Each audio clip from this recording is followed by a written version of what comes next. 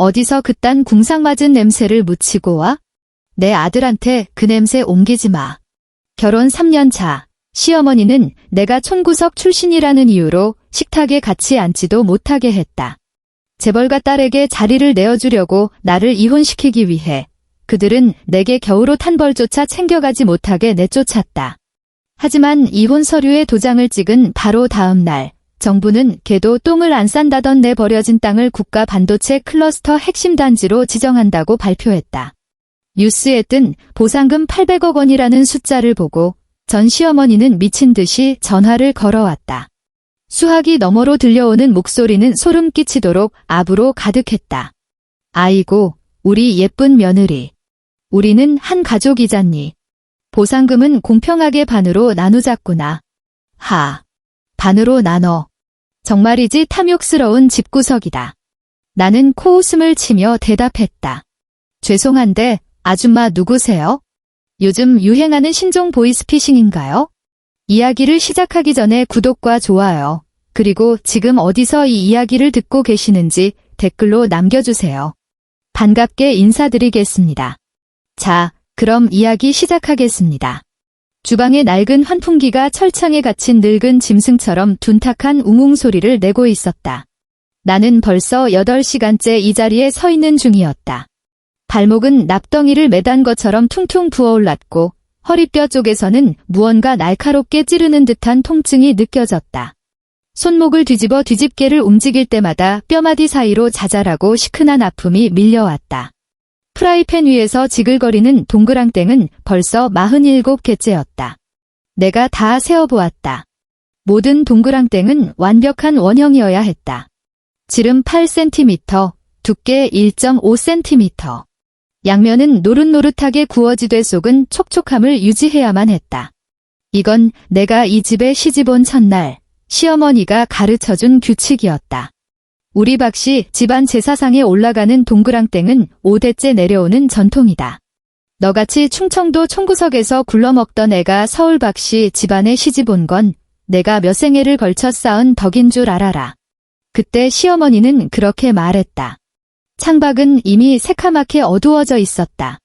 음력 섣달 20살 박씨 집안의 큰 제삿날이었다.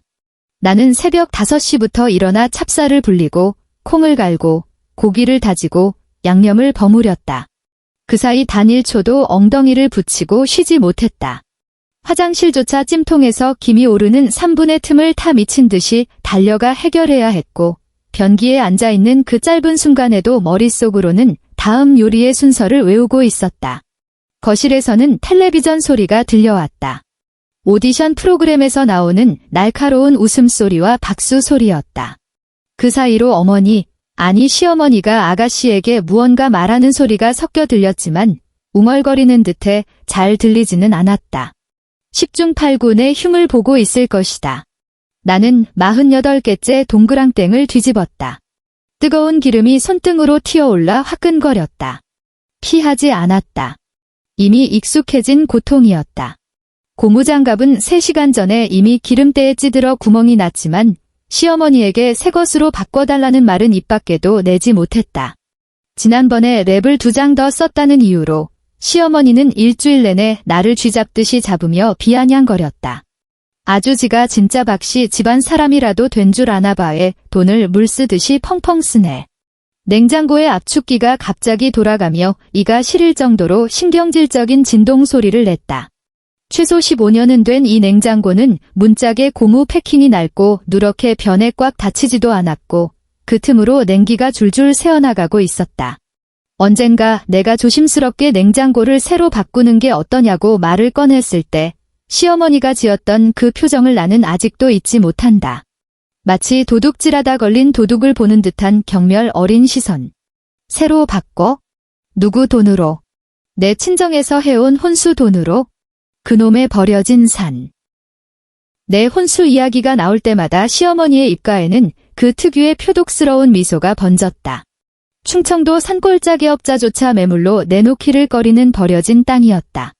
동네 들깨들도 거기 가서는 똥을 안 싸겠다. 그게 시어머니가 내뱉은 정확한 워딩이었다. 나는 49개째 동그랑땡을 건져내어 하얀 백자 접시 위에 가지런히 담았다. 손가락이 내 의지와 상관없이 파르르 떨렸다. 나는 크게 심호흡을 하며 스스로를 진정시켰다. 오늘은 제삿날이다. 박씨 집안의 모든 친척이 모이는 날, 작은아버님, 작은어머님, 사촌 시동생들, 동서들까지 합치면 최소 20명이 넘는 인원이었다. 20개가 넘는 눈동자들, 20개가 넘는 입들. 나는 완벽해야만 했다. 현관문 도어록이 돌아가는 소리가 들리더니 이내 구두 굽이 거실 바닥을 밟는 발소리가 이어졌다. 발걸음이 무겁고도 급했다. 뒤돌아보지 않아도 누구인지 알 수 있었다. 엄마, 저 왔어요. 민석이었다. 내 남편. 아니, 평생을 함께 할 거라고 믿었던 그 사람. 결혼한 지 3년이었다. 1000일이 넘는 시간 동안 그가 나를 이름으로 부른 횟수보다 덤마라고 부른 횟수가 수백 배는 더 많을 것이다. 언젠가 나는 바보처럼 일기장에 그 횟수를 세어본 적이 있었다. 결혼 첫 해, 그는 나를 지원하라고 372번 불렀고 엄마라고 2847번 불렀다. 그 이후로는 세지 않았다.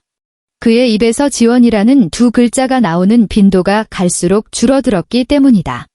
어떨 때는 그가 내 이름을 아예 잊어버린 건 아닐까 의심이 들 정도였다. 우리 아들 왔니? 거실에서 들려오는 시어머니의 목소리에는 나에게 말할 때는 단 한 번도 들어본 적 없는 다정함이 뚝뚝 묻어났다. 아이고, 피곤하지?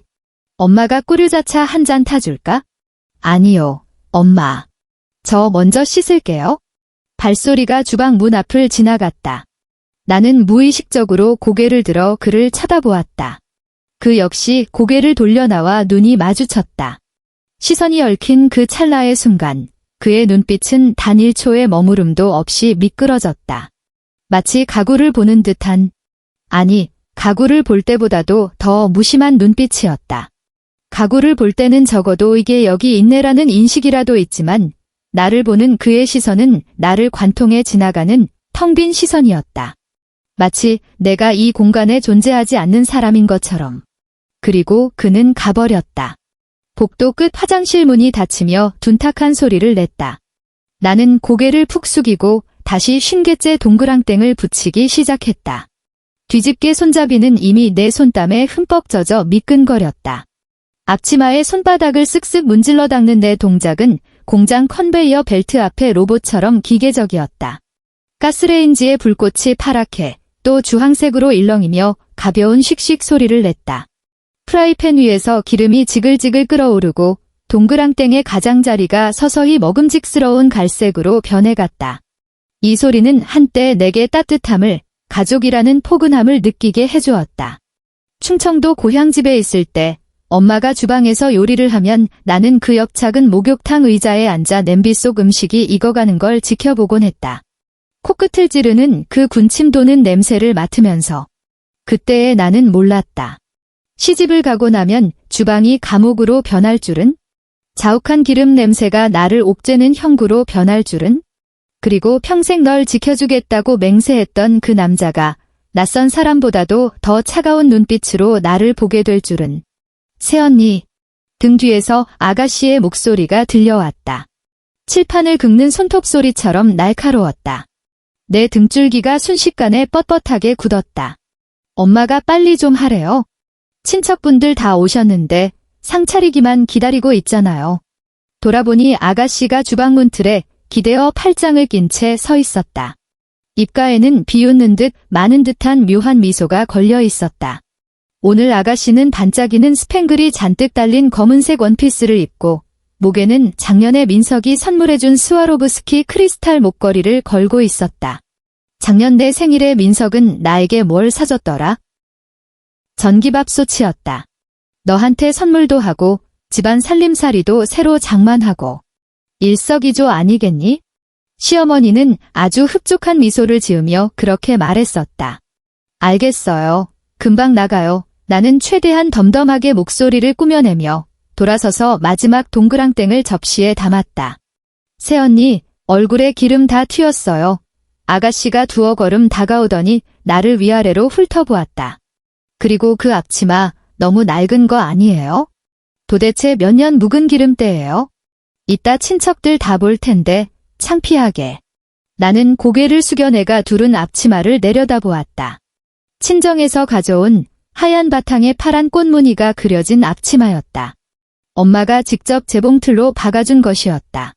확실히 너무 많이 빨아 누렇게 발에 있었고 모서리 몇 군데는 해져서 내가 바늘과 실로 엉성하게 꿰매놓은 자국도 있었다.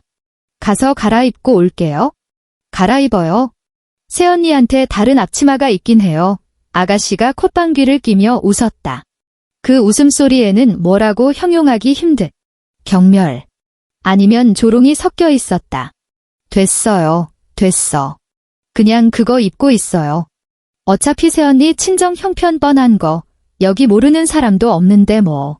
아가씨는 말을 마치자마자 획 돌아서서 최소 120만 원은 훌쩍 넘을 명품 하이힐을 또각또각 올리며 복도 끝으로 사라졌다. 나는 접시를 든 채 그 자리에 우두커니 서 있었다. 고기전이 가득 담긴 접시가 제법 무거워 손목이 파르르 떨렸다. 피곤해서가 아니었다. 목구멍에 무언가 콱 막혀서 올라오지도 내려가지도 못한 채 숨통을 조여왔기 때문이다. 가스레인지 불은 아직 켜져 있었다. 나는 깊게 숨을 들이마시고 조리대 위에 접시를 내려놓은 뒤 돌아서서 가스 밸브를 잠갔다. 파란 불꽃이 훅 꺼지면서 주방은 어두침침한 정막 속으로 가라앉았다. 오직 낡은 환풍기만이 웅웅거리며 돌아가고 있을 뿐이었다. 내 머리카락과 피부, 옷깃 깊숙이 베어버린 찌든 기름 냄새를 무기력하게 빨아들이면서 거실에는 이미 사람들이 꽉 들어차 있었다. 나는 쟁반을 받쳐 들고 주방을 나와 제사상 위로 음식들을 하나씩 날랐다. 제사용 백자 그릇들은 법도에 맞게 오열로 가지런히 정렬되어 있었다. 붉은 대추는 동쪽, 하얀 배는 서쪽, 머리는 동쪽을, 꼬리는 서쪽을 향하게 둔 생선은 세 번째 줄 정중앙에 놓였다. 이 홍동백서, 조유리시 같은 복잡한 제사 예법을 외우는 데만 꼬박석 달이 걸렸다. 그동안 시어머니에게 너는 머리에 우동사리만 들었니? 라는 폭언을 수없이 들어야 했다. 형님, 고생이 많으시네요. 등 뒤에서 누군가 말을 건넸다. 돌아보니 민석의 사촌 동서였다. 연보라색의 고운 한복을 차려입고 머리는 미용실에서 한 듯 단정하게 쪽을 쥐고 있었다. 얼굴의 화장 역시 잡지 표지 모델처럼 완벽했다. 그 순간 나는 오늘 하루 종일 내 머리 한 번 빗을 시간조차 없었다는 사실을 깨달았다. 아침에 대충 질끈 묶은 포니테일은 지금쯤 까치집처럼 엉망이 되어 있을 게 뻔했다. 아니에요. 나는 억지로 입꼬리를 올렸다. 듣자 하니 형님, 새벽부터 준비하셨다면서요. 동서가 조금 다가오더니 목소리를 낮췄다. 정말 애쓰셨어요. 그녀의 말투는 동정하는 듯 들렸지만 나는 확신할 수 없었다. 이 집구석에서 3년을 버티면서 나는 그 누구도 쉽게 믿어선 안 된다는 생존 법칙을 배웠다. 오늘 내게 웃으며 고생했다고 말하는 사람이 내일 당장 시어머니 앞에서 큰형님이 꾀를 부리더라며 이간질을 할지 모르는 일이었으니까. 다들 모였니? 소파 쪽에서 시어머니의 목소리가 들려왔다. 시어머니는 오늘 짙은 대추색 한복을 입고 뒤통수에 동그랗게 쪽을 찐 머리를 하고 있었다. 귀에는 내가 결혼식 날 딱 한 번 보았던 그 비취 귀걸이가 걸려 있었다. 박씨 집안 대대로 내려오는 가보라며 맏며느리만 낄 자격이 있다고 했던 그 귀걸이. 물론 나는 지금까지 그 귀걸이 근처에도 가본 적이 없다. 형수님. 다 모였습니다. 김인석의 작은아버지가 자리에서 일어나 깍듯하게 대답했다. 그럼 시작합시다. 시어머니가 고개를 끄덕이며 제사상 위에 놓인 음식들을 쭉 훑어보더니 내 쪽으로 시선을 돌려 0.5초쯤 머물렀다. 그 짧은 순간에도 나는 그녀의 눈빛에 담긴 의미를 완벽하게 읽어낼 수 있었다. 그것은 검열이었다. 상사가 부하 직원의 업무 성과를 검열하는 듯한 며느리를 보는 눈빛이 아니라 돈 주고 부리는 파출부를 감시하는 눈빛.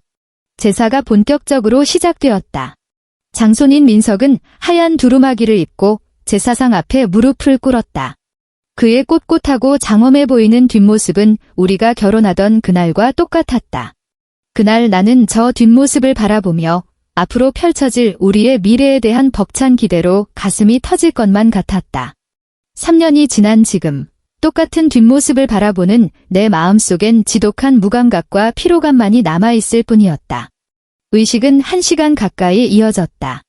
나와 다른 여자 친척들은 뒷줄에 서서 고개를 숙인 채 침묵을 지켜야 했다. 이것 역시 박씨 집안의 법도였다. 제사를 지낼 때 여자는 소리를 내어선 안 된다. 우리의 역할은 그저 음식을 만들고 상을 차리고 남은 찌꺼기를 치우는 것뿐이었다. 조상을 모시고 복을 비는 이런 중대한 일은 오로지 남자들의 몫이었다. 마침내 민석이 자리에서 일어나며 제사가 끝났음을 알렸다. 친척들이 하나둘 자리에 앉아 식사할 준비를 했다.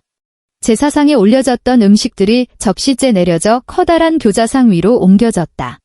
나는 구석에 서서 모든 사람이 자리를 잡고 앉기를 기다렸다.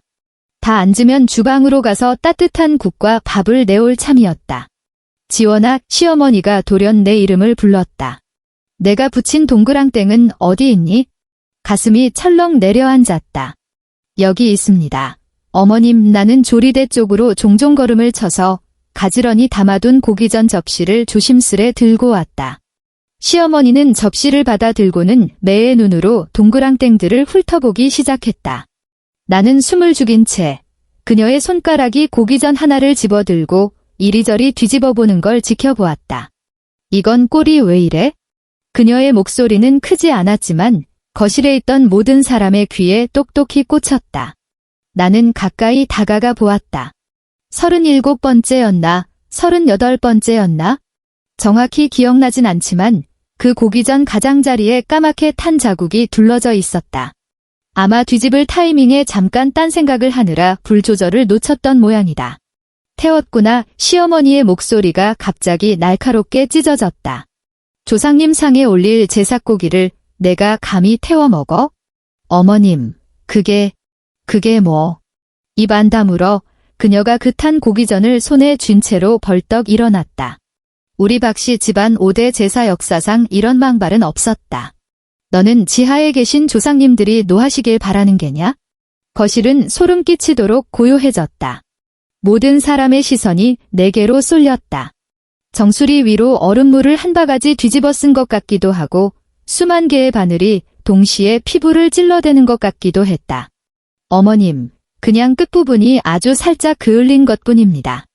드시는 데는 아무 지장이 없어. 그녀의 목소리가 시퍼런 비수처럼 내 말을 싹둑 잘라버렸다. 충청도 촌구석에서 굴러먹던 게 법도가 뭔지 전통이 뭔지 알기나 해. 우리 박씨 집안에서 널 며느리로 들여준 것만 해도 하늘 같은 은혜인 줄 알아야지. 감지덕지하기는커녕 이런 중대한 날에 음식을 이따위로 망쳐놔. 나는 입을 달싹였지만 목구멍이 턱 막혀 아무 소리도 나오지 않았다. 다음 순간 정수리 쪽이 서늘해지는가 싶더니 퍽, 퍽, 퍽. 고기전들이 내 얼굴과 어깨, 가슴팍으로 무자비하게 날아와 처박혔다. 기름지고 아직 미지근한 온기가 남아있는 고기 덩어리들이었다. 그중 하나가 내 정수리 쪽에 엉겨붙었고 나는 끈적한 기름이 머리카락을 타고 흘러내리는 것을 느낄 수 있었다. 기름은 이마를 지나 눈가를 거쳐 기어이 내 눈동자 속으로 스며들었다. 따가웠다. 나는 반사적으로 눈을 질끈 감았지만 이미 늦은 뒤였다. 눈물이 기름 때문에 억지로 짜내어진 것인지 아니면 원래부터 터져나오려던 것인지 알 수 없었다. 어쨌든 그것들은 한데 뒤엉켜 내 뺨을 타고 뚝뚝 흘러내렸고 고기전 부스러기가 널브러진 것일 바닥 위로 떨어졌다. 가정교육도 못 받은 촌것 같으니라고. 시어머니의 악다구니가 내 뺨을 후려치는 뺨따귀처럼 날아들었다. 따가운 눈을 간신히 뜨고 보니 그녀의 얼굴은 불그락푸르락 달아올라 있었고 가슴은 씩씩대며 거칠게 오르내리고 있었다. 그녀의 손에는 방금 전까지 고기전이 담겨있던 하얀 백자 접시가 꽉 쥐어져 있었다. 마치 그 무거운 접시마저 내 얼굴에 집어 던질까 말까 고민하는 사람처럼. 주변에서는 그 누구도 입을 뻥긋하지 않았다. 민석은 제자리에 앉아 손에 쥔 젓가락만 뚫어져라 쳐다보고 있었다. 미동조차 없었다. 입술은 일자로 굳게 담은 채였다. 그가 무슨 생각을 하고 있는지 도무지 알 수 없었다. 그는 나를 위해 단 한마디도 거들지 않았다. 처음부터 끝까지 정말 단 한마디도. 아가씨는 구석에 숨어서 손으로 입을 틀어막은 채 어깨를 들썩이고 있었다. 그게 비웃음인지 놀람인지 나는 알 길이 없었다. 동서들은 자기들끼리 눈빛만 교환할 뿐 누구 하나 나서서 상황을 무마하려 들지 않았다. 작은아버지와 작은어머니들은 고개를 푹 숙인 채 차만 홀짝이며 마치 이 공간에서 아무 일도 일어나지 않은 것처럼 철저하게 외면했다. 당장 안 치워 시어머니가 그 백자 접시를 상위에 쾅소리가 나게 내려놓았다. 고막을 찢는 듯한 마찰음이 울렸다. 뭘 멀뚱멀뚱 서 있어?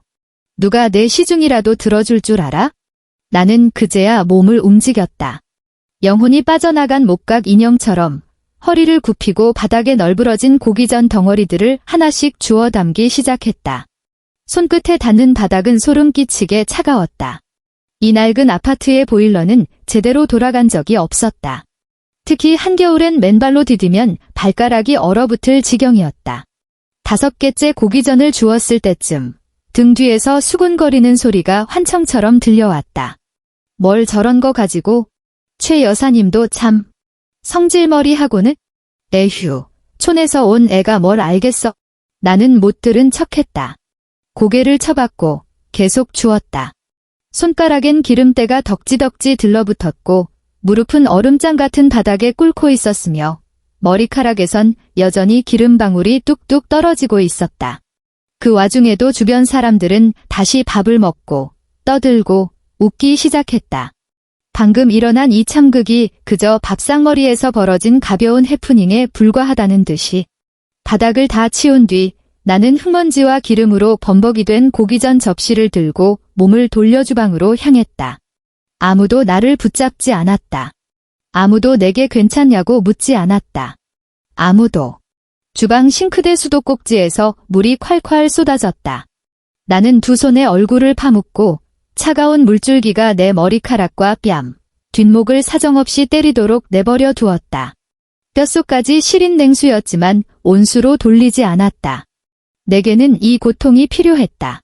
아파야만 내가 아직 살아 숨쉬고 있다는 걸 느낄 수 있을 것 같았다.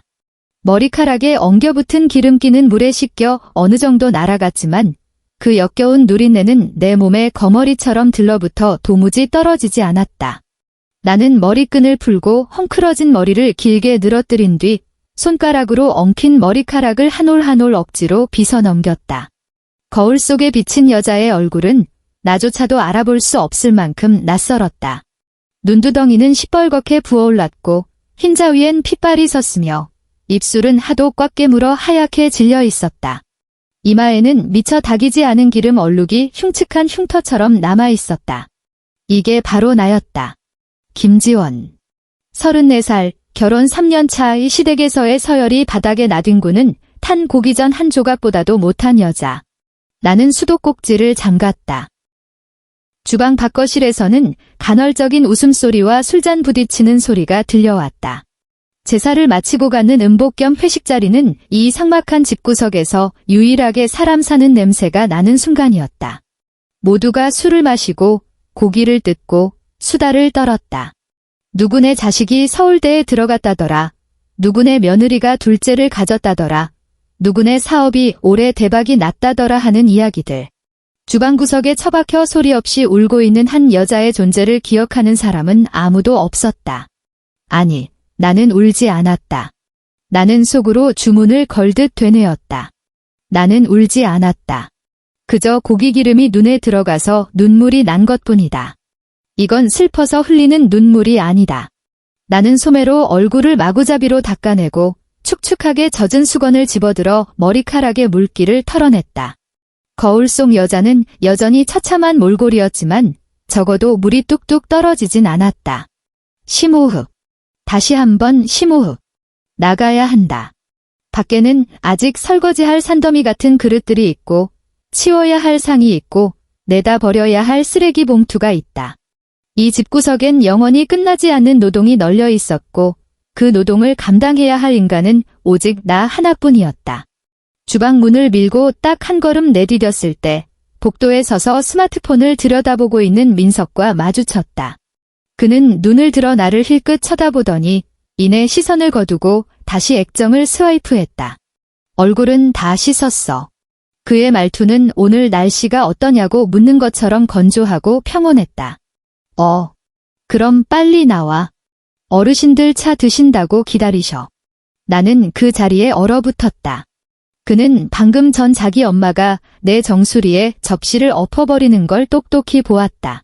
내가 바닥에 무릎을 꿇고 사방에 널브러진 고기전을 맨손으로 줍는 것도 보았고 지금 내 심정이 갈기갈기 찢겨 있다는 것도 분명히 알 텐데 그런데도 그는 고작 내 얼굴을 다 씻었는지만 확인했다.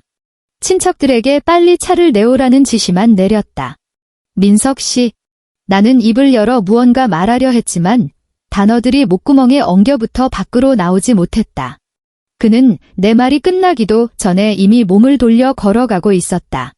나는 복도에 우두커니 서서 거실 쪽으로 멀어지는 그의 뒷모습을 바라보았다.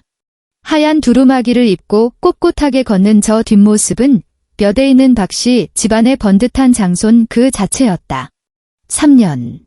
나는 문득 깨달았다. 나는 단 한 번도 저 남자라는 인간의 진짜 밑바닥을 제대로 본 적이 없었다는 것을. 그날 밤 친척들이 모두 돌아간 뒤 나는 혼자 주방에 남아 새벽 2시까지 잔해를 치웠다. 싱크대에는 그릇이 탑처럼 쌓여 있었고 기름때 낀 숟가락과 젓가락들은 꾸정물 속에 처박혀 있었다. 냄비 바닥에 눌어붙은 새카만 찌꺼기는 철수세미로 팔이 빠져라 문질러야만 겨우 벗겨졌다. 주방 세제에 퉁퉁 불어버린 내 손가락 마디마디는 하얗게 쪼글쪼글해졌고 손톱 밑에는 음식물 쓰레기인지 기름때인지 모를 오물들이 까맣게 끼어 있었다. 거실 텔레비전은 켜져 있었고 시어머니는 심야 재방송 드라마를 보고 있었다.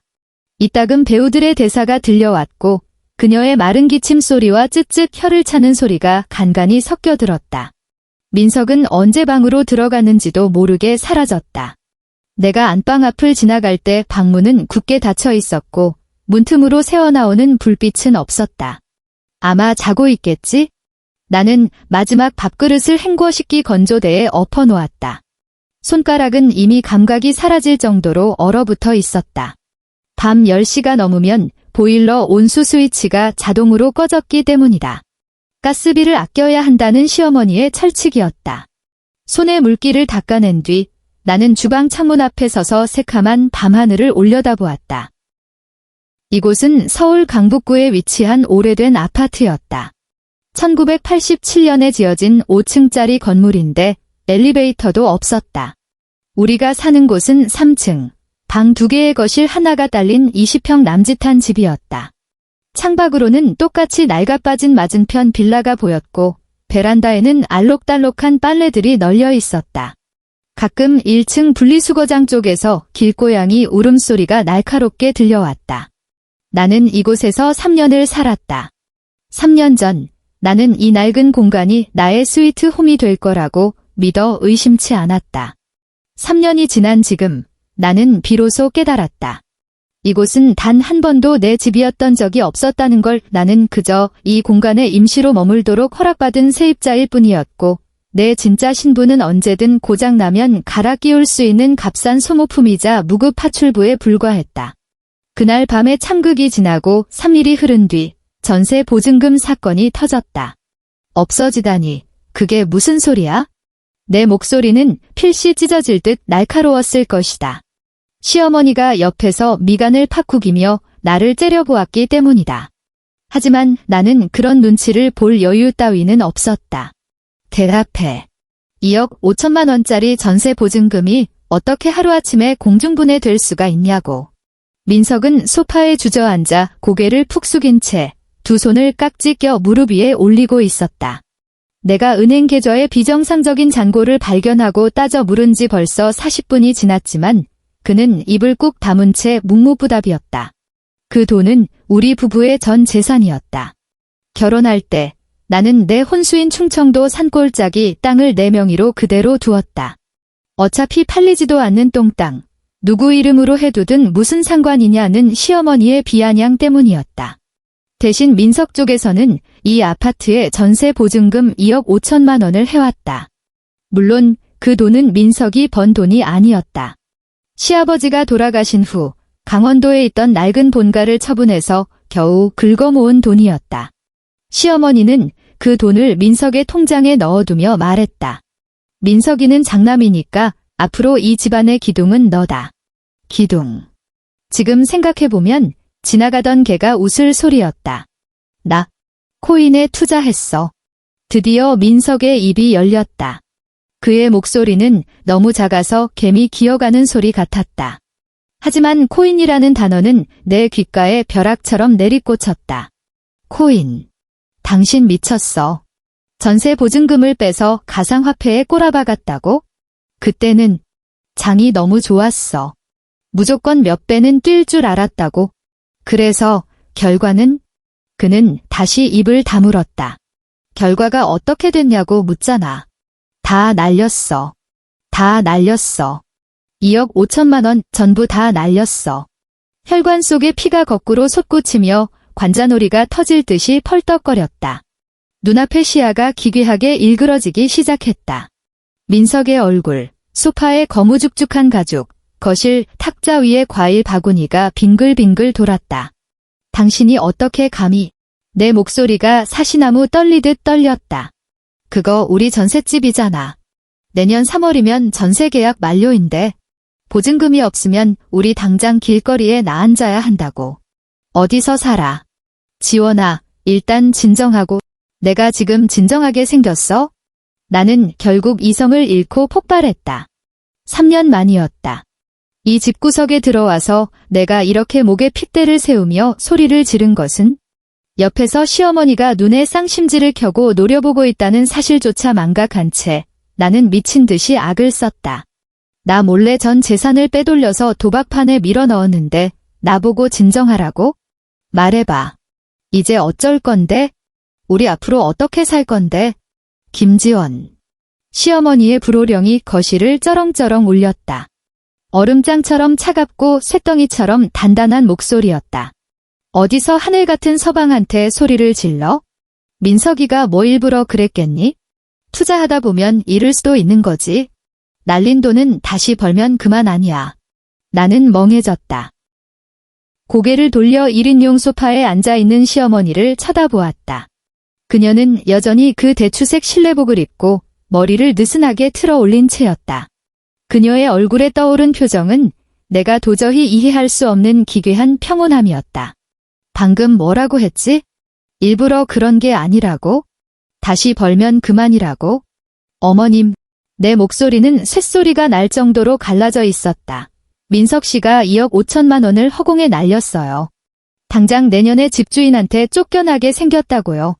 그런데 다시 벌면 그만이라고요? 그래서 시어머니가 턱을 치켜들며 나를 내려다보았다.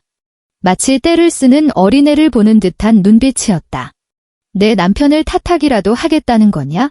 남편이 밖에서 돈 좀 잃고 들어왔으면 아내 된 도리로서 어떻게 구멍을 메울지 머리를 맞대고 고민해야지. 어디서 감히 시어머니 앞에서 패악질이야? 나는 내 귀를 의심했다. 구멍을 메워요? 제가 무슨 수로요? 내 친정은 폼으로 있니? 그 한마디가 내 심장에 비수를 꽂았다. 제 친정이요. 너도 부모가 있고 형제가 있을 거 아니야? 당장 친정에 내려가서 돈 좀 융통해와. 일단 급한 불부터 꺼야 할 거 아니냐? 어머님. 나는 결국 참지 못하고 소리쳤다. 저희 엄마는 시골에서 농사짓는 평범한 주부고 저희 아빠는 작년에 심장수술 받고 아직도 회복 중이세요. 제 남동생은 이제 겨우 대학생이고요. 우리 집에 저한테 빌려줄 돈이 어디 있어요?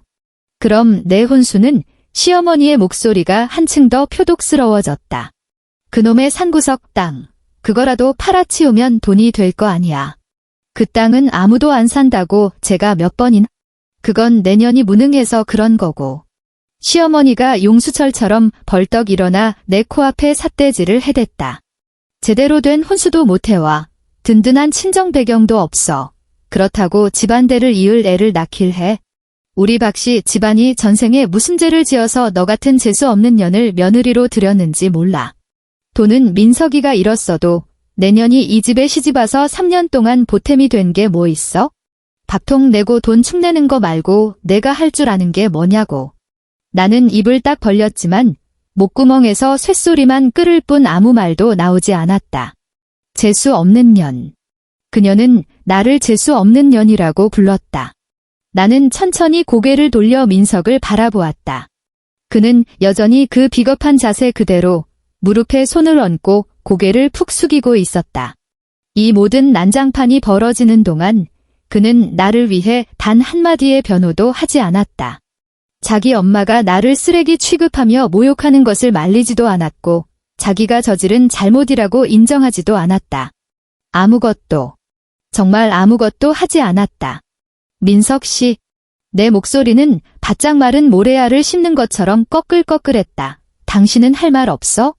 그제야 그가 고개를 들었다. 나를 쳐다보았다. 그의 눈동자 속에는 미안함도 죄책감도 나에 대한 일말의 안쓰러움조차 존재하지 않았다. 그는 아주 건조하고 사무적인 말투로 내게 말했다.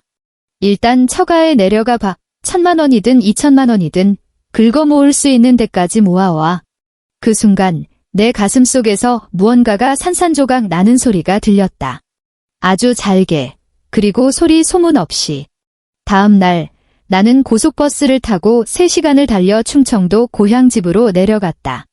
마당에 들어서는 내 얼굴을 보자마자 엄마는 대번에 무슨 일이 생겼다는 걸 직감했다. 왜 그래? 얼굴이 왜 이렇게 반쪽이 됐어? 시댁에서 또 무슨 일 있었어? 나는 고개를 저었다. 그러다 이내 고개를 끄덕였다. 그리고 참았던 눈물이 둑이 터진 것처럼 쏟아져 내렸다.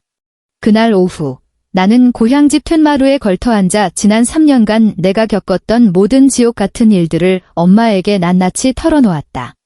시집간 첫날부터 시작된 시어머니의 기강잡기, 매일 새벽 5시에 일어나 밥을 지어야 했던 일, 제삿날 내 얼굴에 고기전이 날아온 일, 그리고 민석이 전세 보증금을 코인판에 쏟아붓고 깡통을 찬 일까지. 엄마는 내 말을 듣는 내내 단 한마디도 하지 않았다. 그저 소리 없이 눈물만 훔칠 뿐이었다.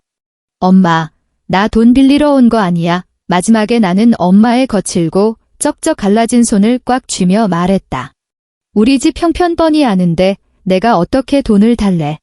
아빠 신장 수술비 할부도 아직 덜 끝났고 동생 다음 학기 등록금도 마련해야 하잖아. 내가 무슨 염치로 엄마한테 손을 벌려. 그럼 너는? 나도 몰라. 나는 마당 한 구석에 서 있는 감나무를 바라보았다. 내가 태어나던 해에 부모님이 심었다는 그 감나무는 잎사귀 하나 없이 앙상한 가지를 겨울 삭풍에 바들바들 떨고 있었다. 앞으로 어떻게 살아야 할지 정말 모르겠어. 엄마는 오랫동안 침묵했다. 그러더니 말없이 자리에서 일어나 안방으로 들어갔다. 잠시 후 밖으로 나온 엄마의 손에는 낡은 검은색 비닐봉지가 들려 있었다. 이게 뭐야? 나랑 내 아빠. 나중에 죽으면 장례비로 쓰려고 모아둔 쌈짓돈이다. 엄마가 봉지를 내 손에 억지로 쥐어주었다. 1,700만 원이야. 일단 이거라도 가져가서 보태 써라.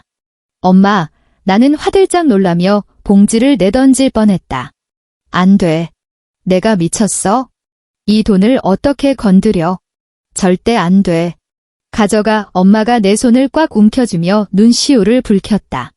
이 못난 애미가 능력이 없어서 너 시집갈 때 번듯한 혼수 하나 못해준 게 한이다. 그놈의 산비탈당. 내 외할머니가 나한테 물려준 거 그거라도 팔면 돈이 될 줄 알고 너한테 명예 넘겨준 건데 그게 오히려 짐이 돼서 내가 시댁에서 그 멸시를 당할 줄 누가 알았겠니. 엄마, 그게 왜 엄마 탓이야. 내 탓이다. 엄마의 목소리가 파르르 떨렸다. 내가 널 잘못 가르쳤어. 억울하면 소리도 지르고 아니면 아니라고 독하게 버티라고 가르쳤어야 했는데 넌 어릴 때부터 너무 순에 빠져서 그 모진 시집살이를 당하면서도 찍소리 한 번 못하고 나는 엄마를 끌어안고 짐승처럼 오열했다. 결국 나는 그 1,700만 원을 받지 않았다. 집을 나설 때 나는 몰래 그 비닐봉지를 엄마의 안방 서랍장 안에 쑤셔 넣어두었다. 엄마가 뒤늦게 알고 돈을 들고 쫓아나왔지만 나는 뒤도 돌아보지 않고 죽을 힘을 다해 뛰어 서울행 고속버스에 올라탔다. 덜컹거리는 버스 창가에 머리를 기대고 무서운 속도로 뒤로 밀려나는 겨울 들판과 헐벗은 산등성이를 바라보았다. 내 머릿속엔 오직 한 가지 생각뿐이었다. 그 버려진 산. 시댁 식구들이 똥땅이라고 조롱하던 그 산. 동네 들개들도 가서 똥을 안 싼다던 그 황무지. 그것이 이제 이 넓은 세상에서 내게 남은 유일한 동아줄이었다. 서울로 돌아온 후 상황은 더욱 끔찍하게 꼬여갔다. 나는 단돈 10원 한 장 가져오지 못했다. 그 사실을 알게 된 시어머니의 얼굴은 한겨울 살얼음판보다도 더 싸늘하게 굳어버렸다. 못 빌린 거야? 아니면 안 빌려주겠다는 거야? 어머님, 저희 친정엔 정말 여유 돈이 없어요. 아빠 수술비 갚는 것도 벅차서. 수술. 그건 그 집 사정이고. 시어머니의 목소리가 면도날처럼 날카롭게 허공을 갈랐다. 너는 이제 우리 박씨 집안 귀신이야. 박씨 집안 기둥이 뿌리 뽑히게 생겼으면 어떻게든 피를 토해서라도 돈을 구해와야 할 거 아니야. 어디서 빈손으로 기어들어와서 당당하게 돈이 없다고 주둥이를 놀려. 저 쓸모없는 년. 시어머니는 획 돌아서서 자기 안방으로 들어가 버리더니 문이 부서져라 쾅 하고 닫아버렸다. 그 문턱이 무너질 듯한 파열음은 이 집구석에서 내게 내려진 최종 사형 선고나 다름없었다. 그날 이후 집안에서 나의 위치는 쓸모없는 년 그 이하의 취급을 받았다. 투명 인간, 아니 말하는 짐승 취급이었다. 시어머니는 집안일 지시를 내릴 때를 제외하고는 나와 눈도 마주치지 않았다. 민석은 매일 돌아다니는지 알 길이 없었다. 어쩌다 일찍 들어와 밥을 먹을 때도 꿀먹은 벙어리처럼 입을 꾹 닫고 있다가 숟가락을 노초소를 흘렸다. 가끔 내 앞에서 들으라는 듯이 통화를 하며 다는 언니 시댁에서는 이번에 샤넬백을 사줬다더라. 며느리 사랑은 시아버지라더니 부러워 죽겠네 따위의 말을 짓거렸다. 변하지 않은 건 오직 끝없는 가사기. 빨래, 건조, 옷개기, 냉장고 성의 제거. 환풍기 필터 햄스터처럼 집안일을 해댔다. 누구 하나 고맙다는 말을 하지 않았다. 누구 하나 힘들지 않냐고 묻지 않았다. 나는 그저 이 집구석에 부속된 하나의 낡은 부품이었다. 기름칠을 해줄 필요도 애정을 쏟을 필요도 없이 그저 닳아 없어질 때까지 혹사시키면 그만인 기계 부품. 그러던 어느 날이었다. 내가 민석의 겨울 코트 주머니를 뒤집어 세탁기에 넣으려던 참에 꼬깃꼬깃하게 접힌 영수증 한 장을 발견한 건 강남에 있는 고급 레스토랑, 결제 금액은 47만 원이었다. 결제일은 3일 전, 그러니까 그가 회사 회식이 있다며 늦게 들어온 바로 그날 밤이었다. 결제 인원 2명. 나는 그 영수증을 이리저리 뒤집어 보며 한참을 들여다보았다. 종이 위로 내 손가락에 배어나온 땀자국이 얼룩져갔다. 두 사람. 47만 원. 전세 보증금을 몽땅 날려먹은 이 마당에 그는 다른 누군가를 데리고 47만 원짜리 저녁을 먹은 것이다. 나는 바보가 아니었다. 그날 밤 민석은 아주 늦게 귀가했다. 밤 11시가 다 되어갈 무렵 현관문 도어록이 돌아가는 소리가 들렸다. 그가 집 안으로 들어설 때 낯선 냄새가 확 끼쳐왔다. 그가 평소에 쓰던 애프터쉐이브 스킨 향이 아니었다. 달콤하고 끈적한 플로럴 계열의 향기. 여자 향수 냄새였다. 왔어. 나는 거실 소파에 앉아 싸늘하게 식어버린 물이 담긴 컵을 만지작거리며 물었다. 그는 신발을 벗으며 고개도 들지 않은 채 대답했다. 왜 아직 안 자고? 당신 기다렸어. 그의 움직임이 흠칫 멈췄다. 하지만 이내 아무렇지 않게 나머지 신발 한 짝을 벗고 구두를 신발장에 가지런히 정리한 뒤 슬리퍼로 갈아 신고 거실로 들어왔다. 무슨 일인데? 이거 뭐야? 나는 거실 탁자 위에 그 영수증을 올려놓았다. 그는 고개를 숙여 영수증을 힐끗 보더니 표정 하나 안 변하고 대답했다. 회사 접대비 영수증. 2명이서 간 레스토랑인데 47만 원. 거래처 사람이야. 거래처 사람. 나는 고개를 끄덕였다. 남자야, 여자야? 침묵이 흘렀다. 나를 바라보는 민석의 눈동자에 무언가 스치듯 지나갔다. 찔리는 걸까? 아니면 짜증이 난 걸까? 나로서는 알 수 없었다. 무슨 말이 하고 싶은 건데? 그 향수 냄새는 대체 뭐냐고 묻고 싶네. 그리고 지난주 수요일 새벽 2시까지 야근했다고 한 날 당신 겉옷 소매에 립스틱 자국이 묻어있더라. 또 지난달에 당신 폰 새로 바꾸면서 예전 폰 나보고 버리라고 했지? 안에 있던 사진 지우려고 보니까 카카오톡 대화가 몇 개 남아있더라고. 유진이라는 사람한테서 온 메시지. 마침내 민석의 안색이 확 변했다. 너 내 폰 뒤졌어? 나는 당신 아내잖아. 그래도 남의 폰을 왜 함부로 뒤져? 그건 내 사생활이라고. 그의 목소리가 벼락같이 높아졌다. 두 눈에는 분노가 이글거렸다. 들켜서 당황한 기색이 아니라 감히 내가 내 뒷조사를 해 라는 식의 적반하장이었다. 나는 헛웃음을 쳤다. 너무 지쳐서 화를 낼 기운조차 남아있지 않았던 모양이다. 그저 이 상황이 너무나도 기가 막히고 지독하게 우스울 뿐이었다. 그래서 인정하는 거야? 난 아무것도 인정한 적 없어. 그럼 그 유진이라는 여자는 누군데? 우리 회사 인턴이야. 업무상 연락할 일이 있었을 뿐이라고. 업무상 연락하는 사이에 오늘 밤 너무 즐거웠어요. 다음에도 또 보고 싶어요. 같은 메시지를 보내? 민석의 입꼬리가 파르르 떨렸다. 그래서 도대체 나한테 원하는 게 뭔데? 진실을 알고 싶어. 진실. 그가 갑자기 차가운 비소를 흘렸다. 진실은 내가 아주 진절머리가 난다는 거야. 집구석은 매일 초상집처럼 숨막히지. 넌 맨날 죽상이나 하고 앉아있지. 꼴도 보기 싫어 죽겠는데 내가 밖에서 숨통 좀 트겠다는데 그게 뭐 어때서. 나는 그를 빤히 바라보았다. 입이 떨어지지 않았다. 숨통. 그는 바람 피우는 걸 숨통을 트는 일이라고 했다. 그럼 나는 내 목소리는 아주 멀고 아득한 곳에서 들려오는 것 같았다. 지난 3년 동안 나는 이 집구석에서 소처럼 일만 했어. 당신 어머니 시중 들고 당신 뒷바라지하느라 내 몸이 부서져라 헌신했는데 돌아오는 건 고작 그 잘난 죽상이라는 비아냥뿐이야? 어차피 내가 이 집에 보탬이 된 것도 없잖아. 그의 목소리는 얼음장처럼 차가웠다. 혼수. 그 쓸모없는 똥땅 하나. 3년이 지나도록 소식 하나 없지? 돈. 내가 벌어오기를 해. 아니면 친정 가서 융통을 해오기를 해. 내가 너 데리고 살아서 무슨 득이 있는데? 무슨 득이 있는데? 무슨 득이. 그 말들이 무딘 칼날이 되어 내 심장을 푹푹 후벼 파는 것 같았다. 그럼 애초에 나랑 왜 결혼한 건데? 그는 입을 다물었다. 그저 그 자리에 서서 피곤하고 귀찮아 죽겠다는 얼굴로 나를 내려다볼 뿐이었다. 그 순간 나는 문득 깨달았다. 눈앞에 서 있는 이 남자가 생전 처음 보는 낯선 타인처럼 느껴졌다. 선을 볼 때 내게 평생 손에 물 안 묻히게 아껴주겠다고 속삭였던 남자. 결혼식 날 하객들 앞에서 검은 머리 팥불이 될 때까지 사랑하겠다고 맹세했던 남자는 처음부터 이 세상에 존재하지 않았다.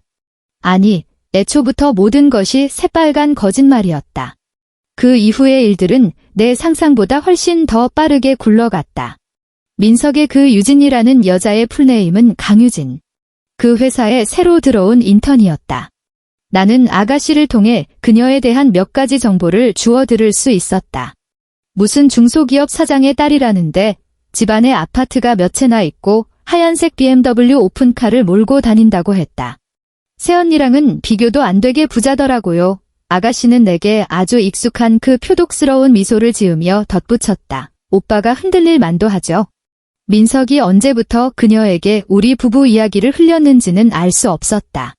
아마 내가 그의 회사 접대라는 변명을 바보처럼 철석같이 믿고 있었을 때부터였을지도 모른다.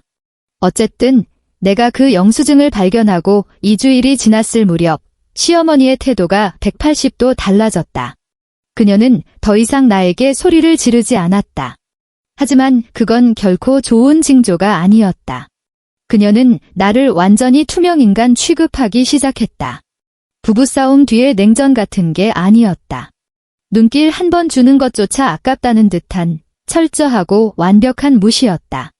그녀는 마치 내가 공기라도 되는 것처럼 내 앞을 쓱 지나쳐갔다. 식탁에서 식구들의 국을 퍼 담을 때도 내 그릇만 쏙 빼놓았다. 아가씨와 거실에서 떠들고 웃을 때는 온 동네가 떠나가라 큰 소리를 내다가도 내가 근처에 다가가기만 하면 짠 듯이 동시에 입을 다물었다. 욕을 먹는 것보다 훨씬 더 숨이 막혔다. 욕을 먹는다는 건 최소한 내가 이 집에 존재한다는 증거라도 되니까? 하지만 무시당한다는 건 이미 사형 선고를 받고 형 집행만을 기다리고 있다는 뜻이나 다름없었다. 그리고 그 형 집행의 날은 생각보다 아주 빨리 찾아왔다. 그날 저녁, 나는 여느 때처럼 저녁상을 다 차려놓고 식구들을 부르려다 무언가 이상한 점을 발견했다. 현관문이 도어록이 통째로 바뀌어 있었다.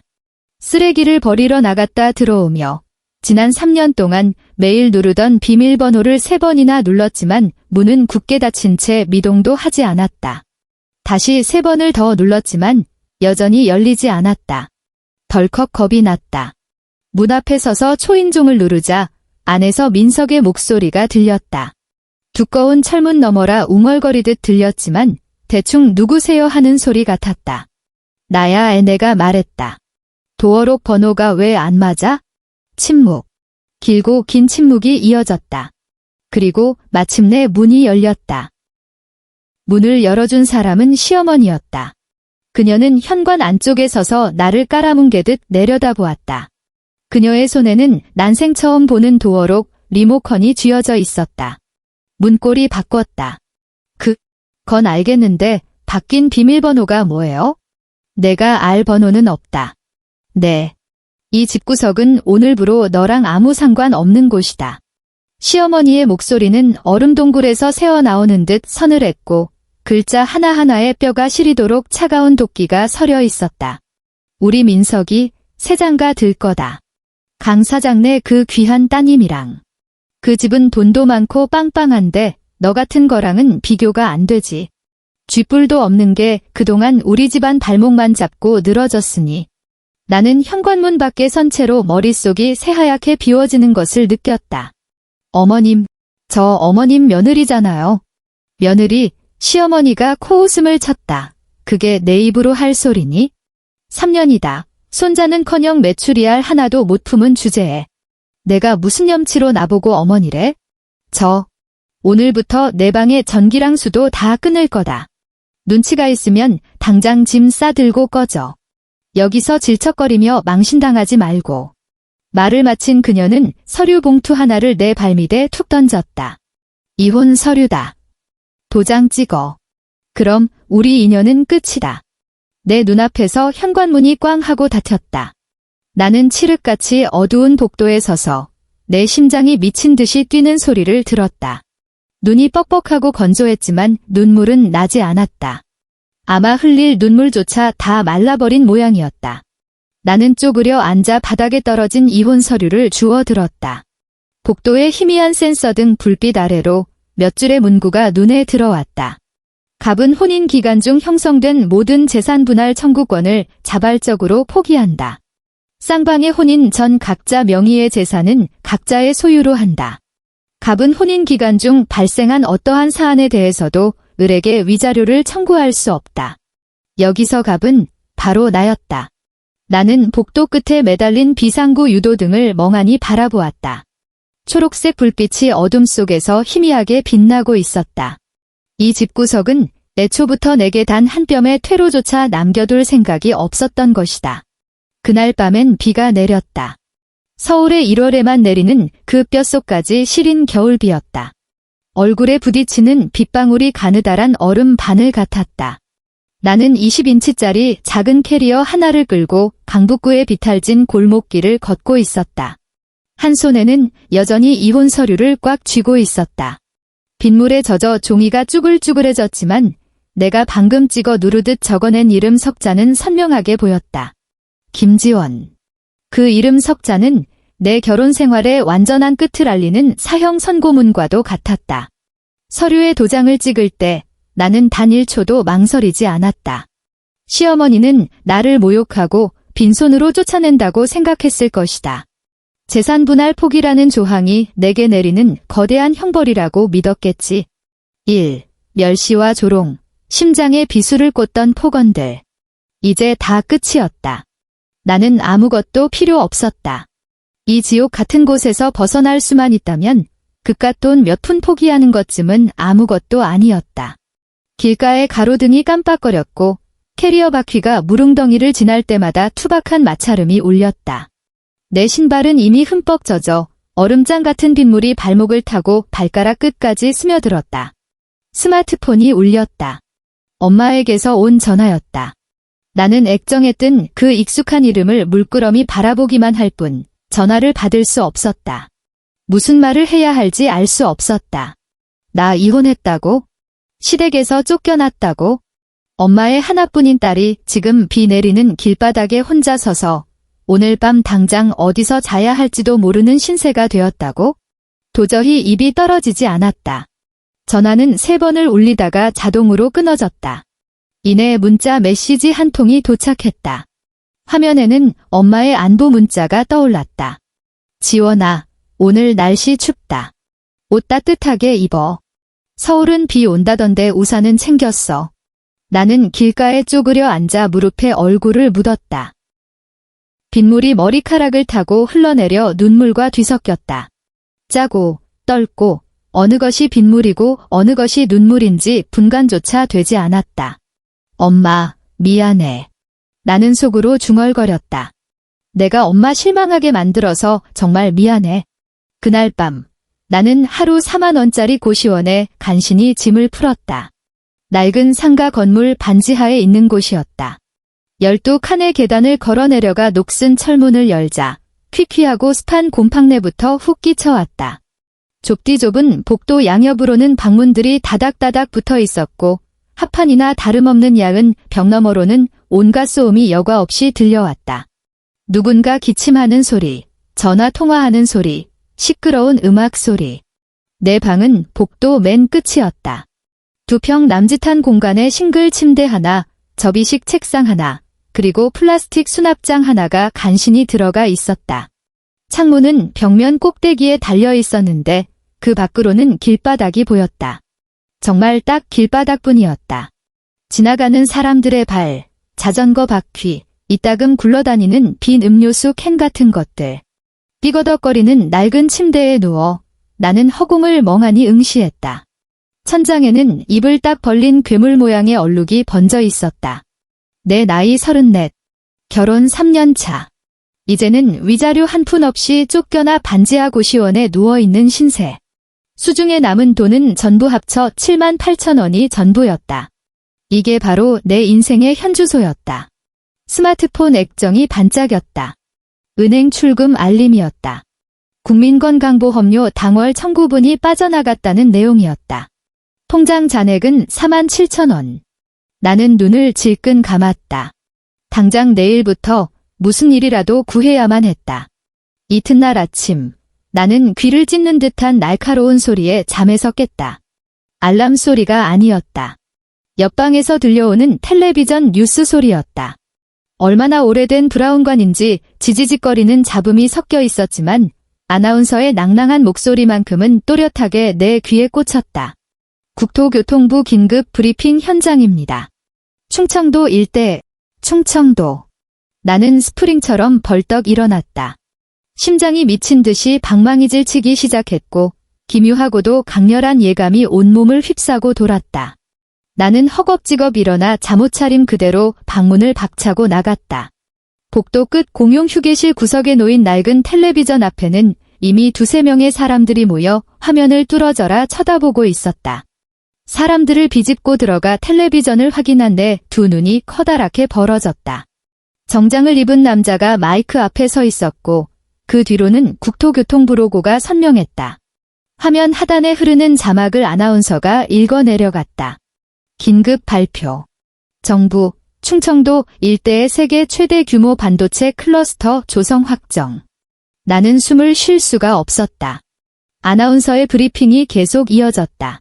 국토교통부가 오늘 발표한 바에 따르면 정부는 충청도 특정 부지에 총 사업비 500조 원이 넘는 반도체 클러스터를 조성할 계획입니다.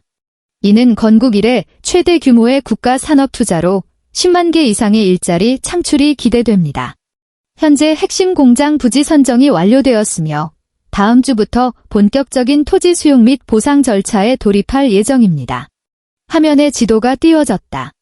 붉은색 원으로 표시된 그 지정구역. 나는 그곳이 어디인지 단번에 알아볼 수 있었다. 그곳은 바로 친정에서 내게 혼수로 줬던 그 버려진 산이었다. 시어머니가 입버릇처럼 동네 들개들도 똥을 안 싼다며 멸시하고 조롱했던 바로 그 똥땅. 나조차도 내 명의로 되어 있다는 사실을 까맣게 잊고 지냈던 그 땅이었다. 다리에 힘이 풀려 나는 옆에 있던 플라스틱 의자에 털썩 주저앉고 말았다. 텔레비전 속 목소리는 환청처럼 계속 귓가를 때렸다. 자체 추산 결과 핵심 부지 내 토지 보상금은 시세를 훌쩍 뛰어넘을 것으로 보입니다. 일부 노른자위 땅의 경우 보상액이 최대 800억 원에 달할 것으로 예상됩니다.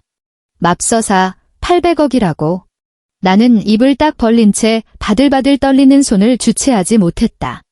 뉴스에서 흘러나오는 그 비현실적인 숫자에 당장이라도 기절할 것만 같았다. 그 후 며칠 동안 나는 꿈속을 둥둥 떠다니는 것 같았다. 국토교통부 공무원에게서 토지 소유권 확인 전화가 걸려온 것을 시작으로 대형 로펌 변호사, 감정평가사, 측량사들이 번갈아 가며 나를 찾아왔다. 나는 산더미 같은 서류에 서명하고 인감도장을 수없이 찍어댔으며 축하드린다는 인사를 귀에 딱지가 않도록 들었다. 마침내 최종 보상 금액이 확정되던 순간하니 바라보았다. 827억 원. 각종 세금과 수수료를 공제하고 내 통장에 실제 꽂히게 될 실수령액은 정확히 800억 3천만 원이었다. 800억. 나, 김지원. 34살 위자료 한 푼 없이 시댁에서 쫓겨난 이혼녀가 하룻밤 사이에 800억 원이라는 천문학적인 현금을 손에 쥔 자산가가 된 것이다. 소문은 걷잡을 수 없이 빠르게 퍼져나갔다. 도대체 어디서 정보가 새어나갔는지 3일째 되던 날 네이버 실시간 검색어 1위에 기사 제목 하나가 떡하니 걸렸다. 충청도 천문학적 보상금, 30대 이혼녀 800억 독식. 네티즌들은 미친 듯이 내 신상 정보를 파헤치기 시작했다. 실명은 모자이크 처리되었지만 사진의 실루엣이나 나이, 이혼 직후라는 결혼 상태 등은 순식간에 인터넷 커뮤니티로 퍼져나갔다. 미친 거 아니야? 이혼하자마자 800억을 받았다고? 하늘도 무심하시지. 저런 로또가 왜 하필 저 여자한테 터진대? 저 땅 부부 공동 재산 아니야? 이혼해도 반반 나눠야 하는 거 아님? 기사 보니까 친정에서 해온 혼수라 특유 재산으로 분류된대. 전 남편은 국물도 없는 거지? 와, 이거 드라마 사이다 전개 뺨치네. 전 시댁 식구들 지금쯤 땅을 치고 후회하면서 피눈물 흘리고 있겠다. 댓글창은 그야말로 난리통이었다. 인터넷이 뜨겁게 달아오르는 동안 또 다른 곳에서도 제대로 폭탄이 터지고 있었다. 그날 밤 나는 새로 계약한 아파트에서 텔레비전을 보고 있었다. 강남구에 위치한 초고급 주상복합 아파트. 정남향의 방 3개, 거실 2개, 그리고 한강이 한눈에 내려다 보이는 통유리 창과 테라스가 딸린 집이었다. 어제 막 입주해서 아직 가구도 제대로 들어오지 않았지만 텅 빈 거실 바닥에 앉아있는 것만으로도 나는 평생 느껴보지 못한 깊은 평온함을 맛보고 있었다. 이곳에선 아무도 나에게 쌍욕을 퍼붓지 않았다. 내 정수리에 고기전 접시를 엎어버릴 인간도 없었고 새벽 2시에 싱크대 앞에 세워놓고 설거지를 시키는 사람도 없었다. 나는 내가 일어나고 싶을 때 일어나고 먹고 싶을 때 먹고 사고 싶은 건 가격표도 안 보고 긁을 수 있었다. 이런 기분. 아, 이게 바로 자유라는 거구나. 그때 스마트폰이 울렸다. 액정을 확인해보니 발신자 표시 제한이 아닌 처음 보는 번호였다. 끊어버리려던 찰나 번호의 배열이 어딘가 나측다는 걸 깨달았다. 시댁의 집 전화번호였다. 아니, 전 시댁의 번호. 나는 2초 정도 고민하다 통화 버튼을 눌렀다. 여보세요? 수화기 너머로 한참 뜸을 들이는 소리가 들리더니 곧이어 모기만 한 목소리가 흘러나왔다. 쉰 목소리에 기운이 하나도 없었지만 내 뼛속 깊이 각인된 그 특유의 표독스러운 억양만큼은 숨길 수 없었다. 지원, 애미다. 나는 헛웃음이 났다. 애미. 그녀는 단 한 번도 내게 자신을 그렇게 칭한 적이 없었다. 내가 며느리였을 때 그녀는 나를 야, 너 혹은 그년이라고만 불렀다. 누구신데요? 내 목소리는 아주 차분했다. 요즘 유행하는 신종 보이스피싱인가요? 김지원, 수화기 너머의 목소리가 단박에 날카로워졌다. 너 말버릇이 그게 뭐야? 나 민석이 어미다. 내 시어머니라고. 아줌마의 나는 소파에 등을 깊숙이 기대며 왼손으로는 폰을 들고 오른손으로는 리모컨을 조작해 채널을 돌렸다. 죄송한데 전 시어머니 같은 거 모릅니다. 저 이혼했잖아요. 기억 안 나세요? 그 이혼 서류 아줌마가 직접 제 발밑에 집어 던지셨잖아요. 전화기 너머로 2초간 정적이 흘렀다. 이내 억눌린 듯한 거친 숨소리가 들려왔다. 지원아, 내가 예전에 너한테 섭섭하게 군 거 다 안다. 하지만 우리 민석이는 걔는 그 꼴이 9달린 불효한테 홀렸던 것뿐이야. 일부러 그런 게 아니라고. 걔 마음속엔 아직도 너밖에 없어. 그래도 우리가 어떻게 가족의 연을 맺었는데. 그 강 사장 딸이라는 년, 그거 아주 희대의 사기꾼. 그래서요. 나는 그녀의 말을 싹둑 잘랐다. 전화하신 진짜 용건이 뭔데요? 그게 그 돈 말이다. 올 것이 왔다. 그 보상금 원래대로라면 우리 박씨 집안 재산 아니겠니? 내가 좀 어떻게요? 우리 민석이한테 절반만 떼어줄 수 없겠니? 나는 소리 내어 웃었다. 비꼬는 게 아니라 그 알량한 재산 지키겠다고 저한테는 단돈 10원 한 장 안 뺏기려고 기를 쓰셨던 거 기억 안 나세요? 그거랑 이거랑은 다르지. 그때는 그 땅이 그렇게 될 줄 달라요. 나는 자리에서 일어나 통유리창 앞으로 다가갔다. 발 아래로 강남의 화려한 야경이 반짝이고 있었다. 그 버려진 산, 제 혼전 특유 재산이에요. 법적으로 머리부터 발끝까지 온전히 제 거라고요. 우리가 이혼을 안 했더라도 아줌마 아들은 그 돈에 손가락 하나 못 댔을 거예요. 하지만 지금은 나는 잠시 말을 멈추고 숨을 골랐다. 우린 확실하게 남남이 됐죠? 저 쫓아내고 싶어 안 달라서 그 서류에 얼른 도장 찍게 만들어주신 거 정말 감사하게 생각합니다. 덕분에 제 800억 아주 깔끔하게 지켰네요. 전화기 너머에서 발작적인 기침소리와 헐떡이는 숨소리가 들려왔다. 이내 이성을 잃은 짐승의 비명 같은 악다구니가 터져나왔다. 김지원. 이 배은망덕한 년. 이 천하에 몹쓸 년아. 우리 박씨 집안이 널 3년이나 먹여주고 재워줬는데 은혜를 이따위로 원수로 갚아. 나는 가차없이 통화 종료 버튼을 눌렀다. 그리고 곧바로 그 번호를 수신 차단 목록에 쳐넣었다. 창밖으로 보이는 도시의 야경은 눈부시게 아름다웠다. 서울의 1월 밤바람은 여전히 매섭게 차가웠지만 내 최고급 아파트 바닥은 최고급 보일러 덕분에 구름 위를 걷는 것처럼 따뜻했다. 나는 콧노래를 흥얼거리며 소파로 돌아가 텔레비전에 시선을 고정했다. 화면에서는 유명 예능 프로그램이 방영 중이었고 MC의 입담에 방청객들이 자지러지게 웃고 있었다. 나도 그들을 따라 아주 크고 환하게 웃었다. 하지만 진상은 거기서 끝이 아니었다. 다음 날 이른 아침 거실 벽에 붙은 월패드 인터폰이 요란하게 울렸다.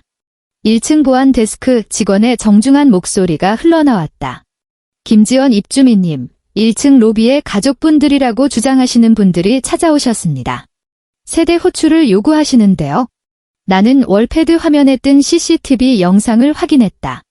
시어머니, 아니, 그 늙은 여자가 휠체어에 앉아 있었고 그 옆에는 민석과 아가씨가 초조하게 서 있었다. 그리고 촌스러운 양복을 입은 중년 남자도 한 명 끼어 있었다. 10중 8구 그들이 헐갑에 고용한 변호사일 터였다. 보안 요원님, 전 그런 가족 둔 적 없다고 전해주세요. 하지만 이분들께서 워낙 완강히 계속 안 가고 버티면 주거 침입이랑 영업방해로 경찰에 신고하세요. 보안 직원은 2초 정도 침묵하더니 대답했다. 네, 알겠습니다. 조치하겠습니다. 나는 인터폰을 끄고 식탁으로 돌아와 우아하게 아침 식사를 이어나갔다. 바삭하게 구운 토스트, 반숙 프라이, 최고급 버터, 그리고 갓 내린 향긋한 커피 한 잔. 이 새 집에서 맞이하는 첫 번째 정식 아침 식사였다. 나는 꼬박 15분을 들여 예쁘게 플레이팅을 했다. 토스트는 완벽한 대각선으로 자르고 달걀 프라이는 노른자가 터지지 않게 조심스럽게 올린 뒤 사진을 찍어 엄마에게 전송했다. 엄마야, 걱정 마. 나 아주 잘 지내고 있어?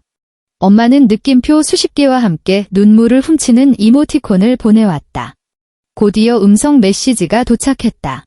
지원아, 우리 딸 진짜 부자 된 거 맞아?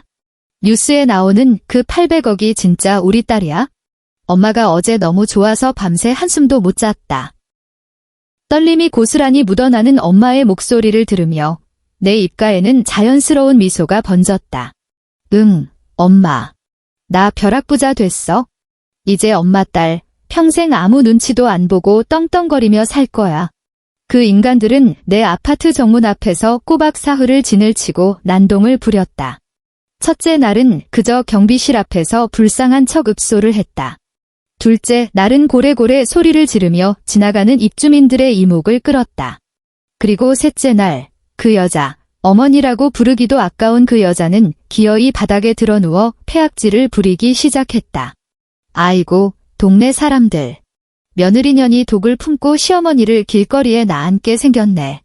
하늘도 무심하시지, 이런 천하의 불효막심한 년이 어딨어. 결국 관리사무소 측에서 경찰을 불렀다. 출동한 경찰관들 앞에서 나는 가족관계증명서와 이혼합의서 사본을 당당하게 내밀었다. 보시다시피 이 사람들은 저와 법적으로 아무런 관계가 없는 타인입니다. 내 목소리는 흔들림 없이 차분했다.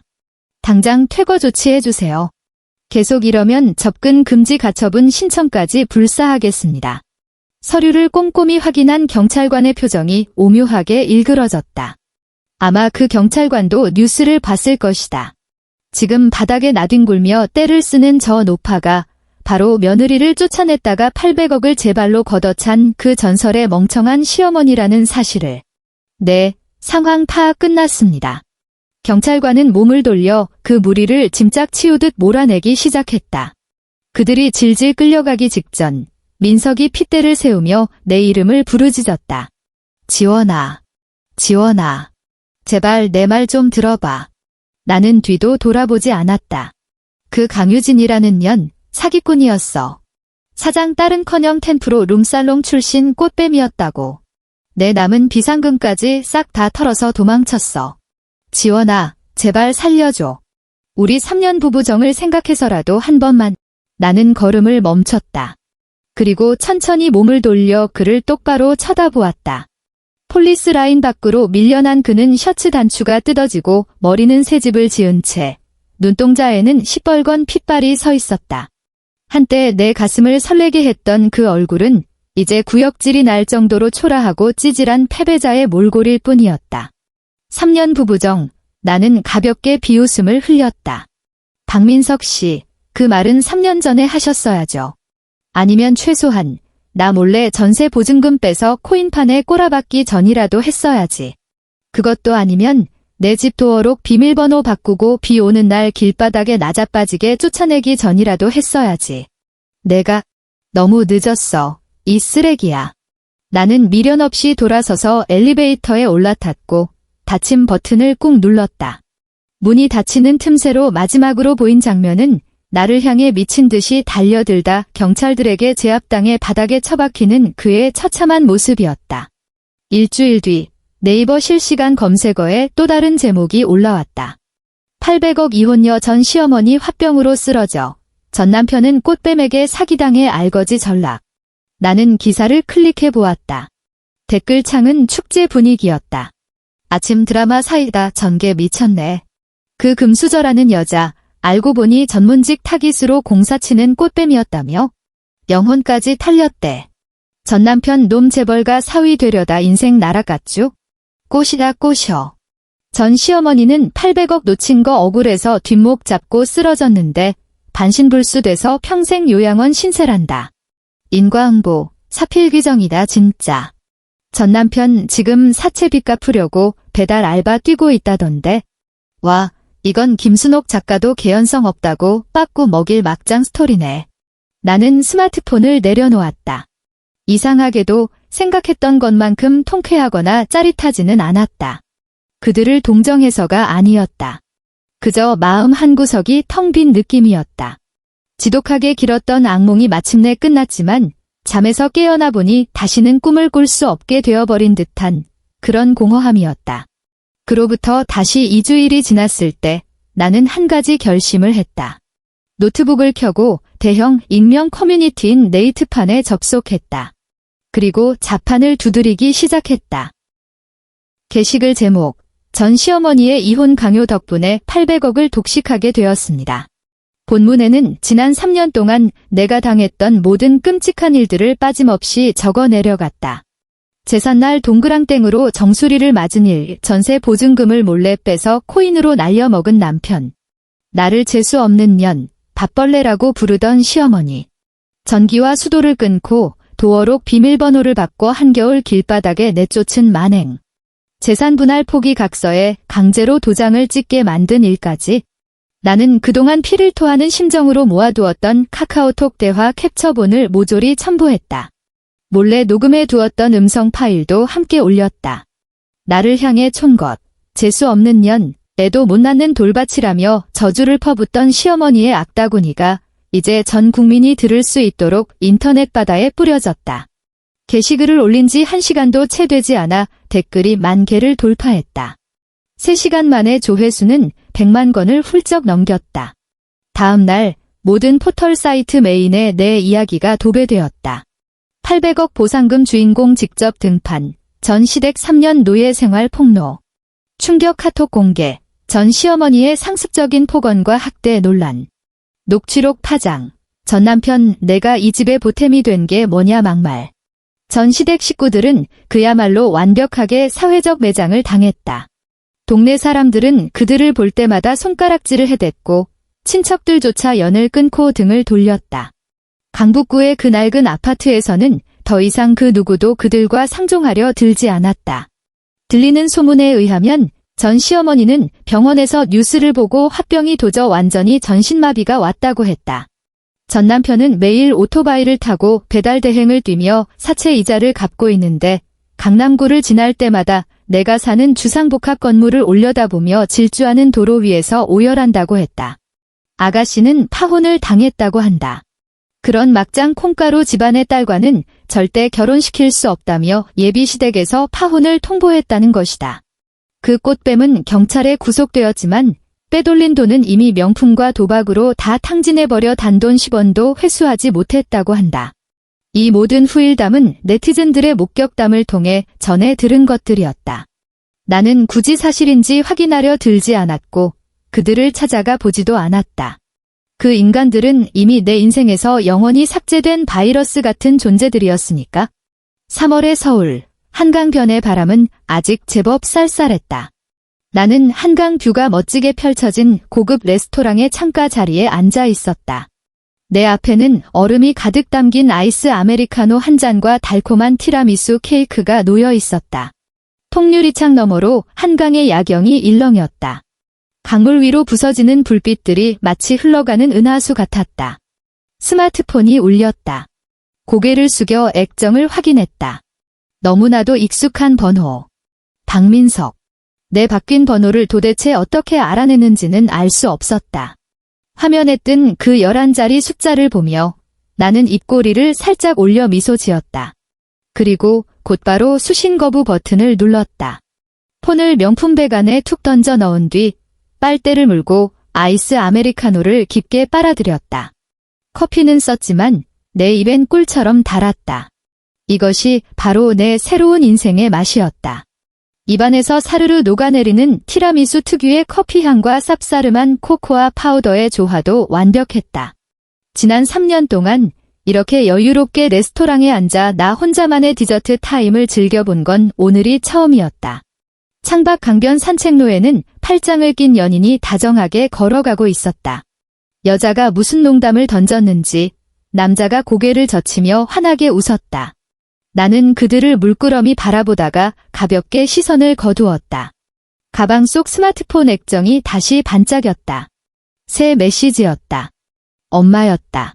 우리 딸, 언제 고향 한번 내려올래? 엄마가 우리 딸 좋아하는 손만두 잔뜩 빚어놨어. 나는 소리 내어 웃으며 답장을 쳤다. 다음 주에 내려갈게. 동생 주려고 주문한 최고급 노트북도 내일 배송 오니까 그거 들고 같이 갈게. 엄마는 하트를 날리는 이모티콘과 함께 우리 딸이 최고야. 라는 답장을 보내왔다. 나는 화면을 끄고 폰을 테이블 위에 올려두었다. 통유리창에 내 얼굴이 비쳤다. 34살, 새 인생의 첫날. 아니, 정확히 말하자면 47일째 되는 날이었다. 겨울비가 내리던 그 밤길로 쫓겨난 직후부터 한강변의 레스토랑에 앉아있는 지금 이 순간까지 정확히 47일이 지났다. 그 47일 동안 나는 예전 같으면 상상조차 하지 못했을 일들을 해냈다. 내 이름으로 된 최고급 아파트를 샀다. 고향 집을 허물고 으리으리한 전원주택으로 새로 지어 올렸다. 아빠의 심장수술비 할부금은 일시불로 전액 상환했다. 동생의 남은 4년치 대학 등록금도 미리 다 내버렸다. 백화점 쇼윈도 밖에서 침만 흘리던 명품 옷과 가방들도 색깔별로 쓸어 담았다. 물론 그러고도 내 통장에는 돈이 차고 넘치게 남아 있었다. 우리 가족 4식구가 평생을 숨만 쉬고 펑펑 써도 절대 다 못 쓸 만큼의 거대한 액수. 이 돈은 오롯이 내 것이다. 나만의 것이다. 그 누구와도 단 1원조차 나눌 필요가 없는 완벽한 내 돈. 빗물에 젖어 쭈글쭈글해졌던 그 이혼 합의서를 떠올리자 다시금 실소가 터져나왔다. 재산 분할 포기. 혼전 특유 재산은 각자의 소유로 한다. 나를 쫓아내지 못해 안달이 났던 그 여자의 얄팍한 탐욕에 깊은 감사를 드린다. 내 재산을 완벽하게 지켜준 그 방탄조끼 같은 조항을 친히 타이핑해 주신 노고에도 박수를 보낸다.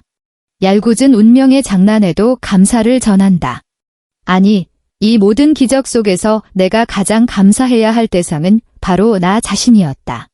지옥 같았던 그 3년을 묵묵히 버텨낸 김지원에게, 정수리에 동그랑땡을 맞고도 정신줄을 놓지 않은 김지원에게, 한겨울 길바닥으로 내쫓겼을 때도 삶을 포기하지 않은 김지원에게, 곰팡내 나는 반지하 고시원 방 안에서도 자포자기하지 않은 김지원에게, 끝까지 쓰러지지 않고 버텨준 나 자신에게, 나는 아이스 아메리카노 잔을 들어 올려 유리창에 비친 내 모습을 향해 가볍게 건배를 건넸다.